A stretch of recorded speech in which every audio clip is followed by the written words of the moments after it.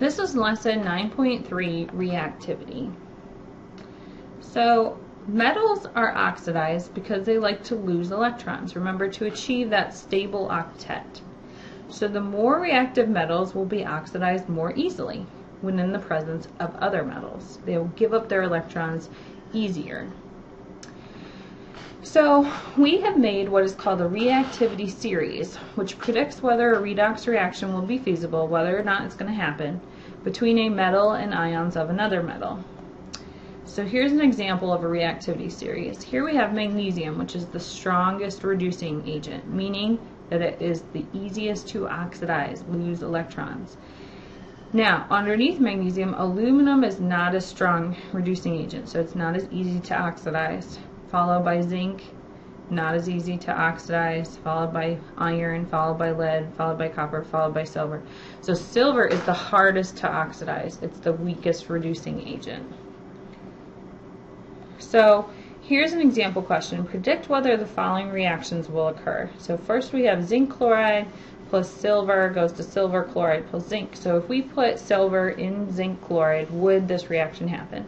And the second is iron chloride plus magnesium goes to magnesium chloride plus iron. So same thing. Would this reaction happen?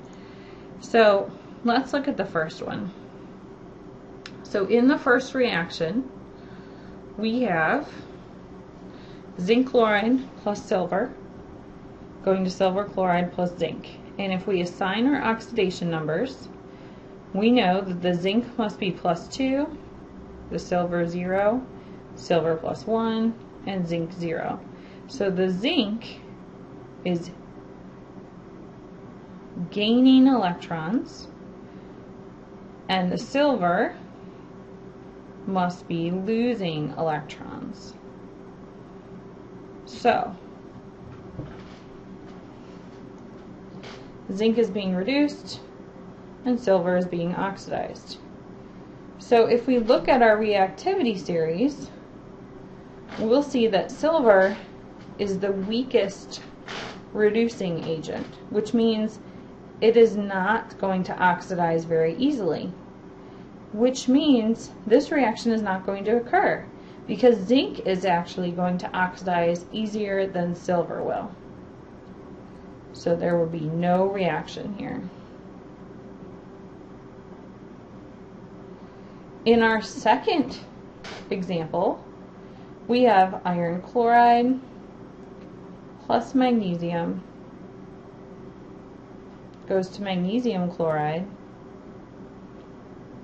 plus iron.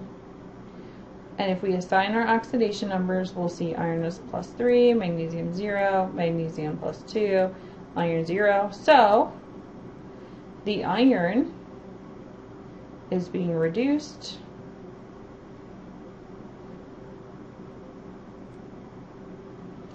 and the magnesium is being oxidized. And we can see from our reactivity series that magnesium really does oxidize easier than iron because it is the strongest reducing agent. So magnesium is above iron in our reactivity series, which means that this reaction will occur.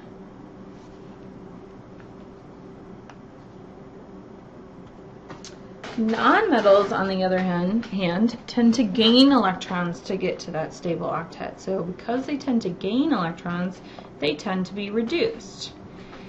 Now this tendency decreases down a group because remember, as you go down a group, your radius gets bigger and bigger and bigger, your attraction for electrons gets smaller and smaller and smaller, and so the tendency for reduction goes down. So if we look, fluorine is the strongest oxidizing agent. It's at the top of its group. It's most readily reduced, whereas iodine is the weakest oxidizing agent, meaning that it's less readily reduced in the halogen series.